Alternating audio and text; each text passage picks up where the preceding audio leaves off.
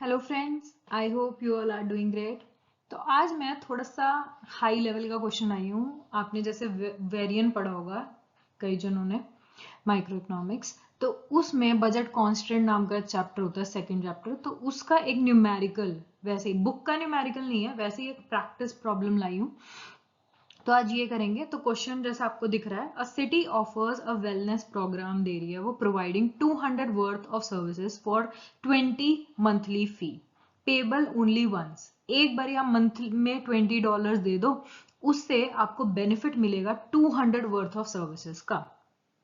अब यहाँ पे फर्स्टली आपको कैलकुलेट करना है, अगर एक इंडिविजुअल अर्न कर रहा है $500 पर month and does not join the programme, अब वो प्रोग्राम को ज्वाइन कर ही नहीं रहा, तो उसका बजट कांस्टेंट क्या होगा? विद वेलनेस एक्सपेंसेस हमें हॉरिजॉन्टल एक्सिस में लेने हैं एंड नॉन वेलनेस वाले हम वर्टिकल में ले लेंगे। ठीक है, फिर हमें निकालना है if she joins the programme with the same income. Income 500 ही है, लेकिन अब वो वेलनेस प्रोग्राम को खरीद रही है, उससे उसका नया बजट लाइन क्या होगा? नोटिंग पॉसिबल किंग्स क्या आ सकते हैं।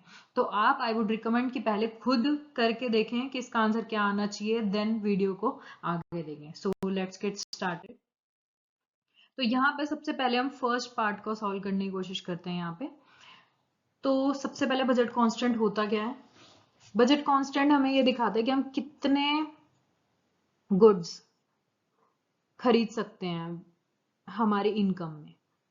ठीक है, तो बजट कांस्टेंट वो कॉम्बिनेशन दिखाता है जो एक पर्सन अपनी इनकम को यूज करके कितने कॉम्बिनेशन ऑफ गुड्स को खरीद सकता है।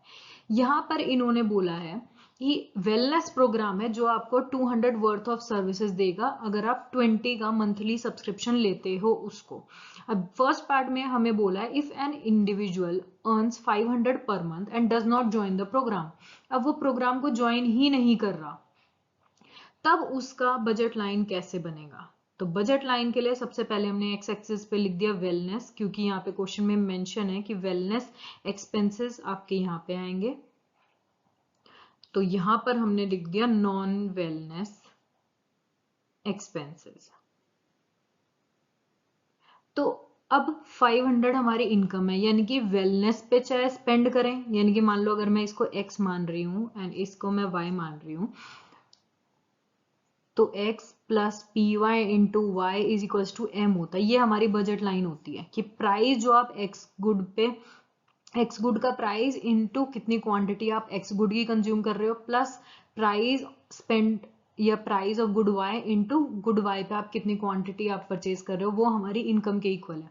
अब हमें इनकम तो 500 गिवन है, अब हमें बजट लाइन बनानी है। अब इन्होंने कहा है कि पहले तो हम कोई भी प्रोग्राम ज्वाइन कर ही नहीं रहे, यानी कि 500 में एंटायर या तो मैं वेलनेस में स्पेंड कर सकती हूँ या नॉन वेलनेस में, या कहीं भी स्पेंड करूँ, मेरी मर्जी है। तो अब हमें बजट लाइन का इंटरसेप्ट चाहिए कि मैक्सिमम कहाँ पे किस पॉइंट पे होगा। तो वो कैसे निकलता है?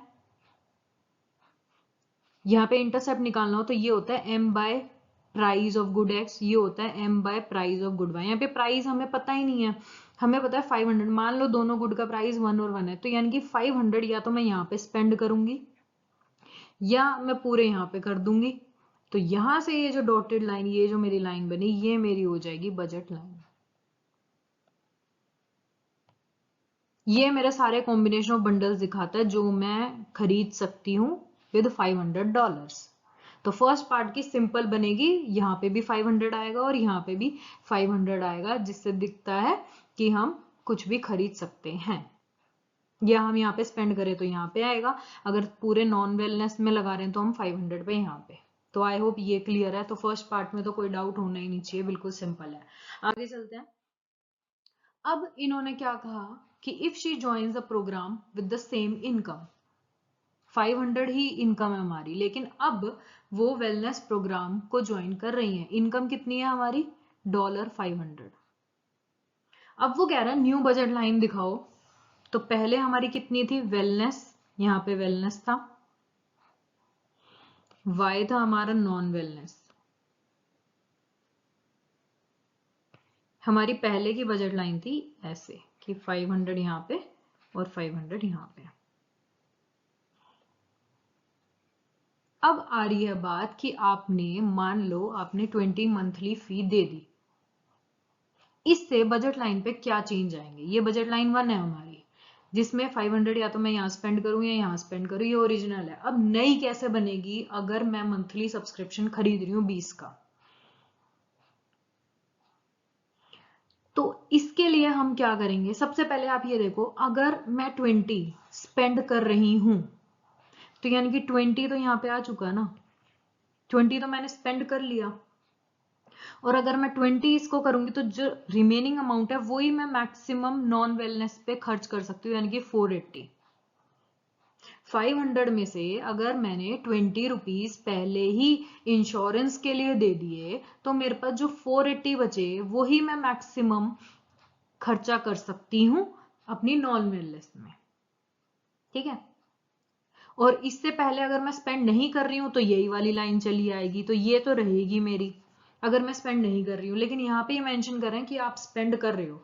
अब ये 200 मैंने स्पेंड कर दिए, आपका मंथ शुरू हुआ, आपने 20 का एक बारी मंथली फी दे दी, तो उससे आपको बेनिफिट कितना मिलेगा, 200 का बेनिफिट मिलेगा। तो यहां पर मतलब 200 तक मेरे को एडिशनल कोई पैसा देने की जरूरत नहीं है। मैं सारा चाहे नॉन वेलनेस पे भी लगा दूं तो भी मेरे को इतना ही बेनिफिट मिलेगा। मैं नॉन वेलनेस में 480 फिर भी मैं स्पेंड कर सकती हूं। आई होप क्लियर है। अब टोटल मैक्सिमम कितना मैं बेनिफिट अटेन कर सकती हूँ, अगर मेरे को इसका एक्स एक्सिस का इंटरसेप्ट निकालना है यहाँ पे, तो आप क्या बोलोगे ये अमाउंट क्या होगा। आधे बंदे कहेंगे कि 500 था, अब 200 का बेनिफिट मिला तो मैं 700 पे यहाँ पे होना चाहिए, और यही चीज गलत हो गई।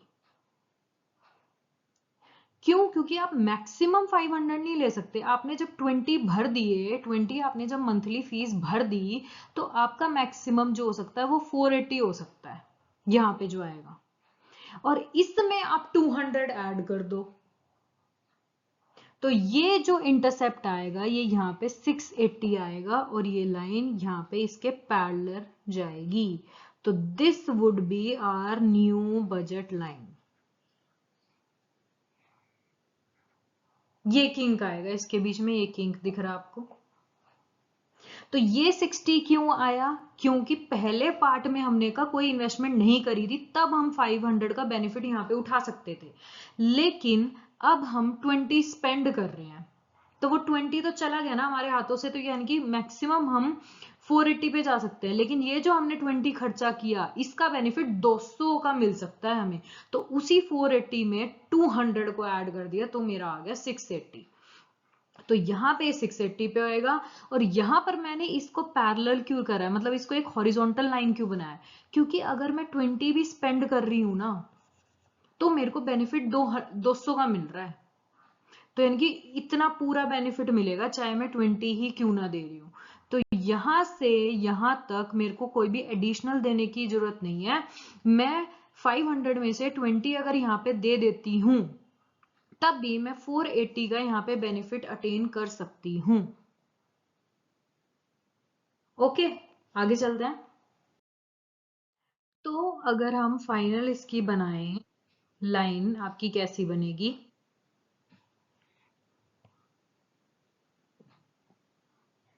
तो वो बनेगी x और y यहाँ पे ले लिया, पहली हमारी थी ये।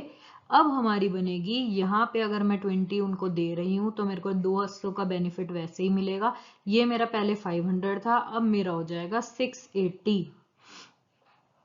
और 200 तक मेरे को सेम चीज बेनिफिट मिलेगा क्योंकि 20 देने के बाद भी।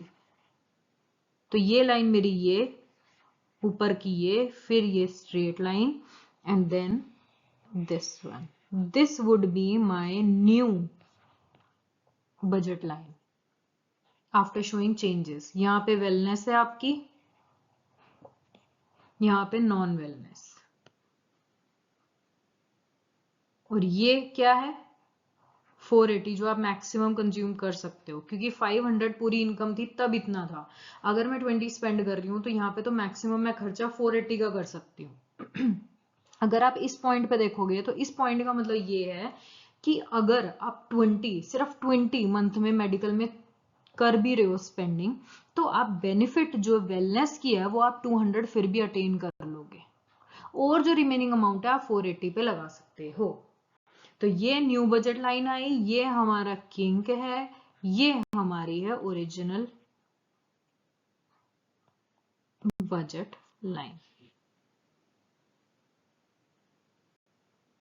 सो थैंक यू। अगर कोई भी डाउट हो please use comment section and have a great day. Bye bye.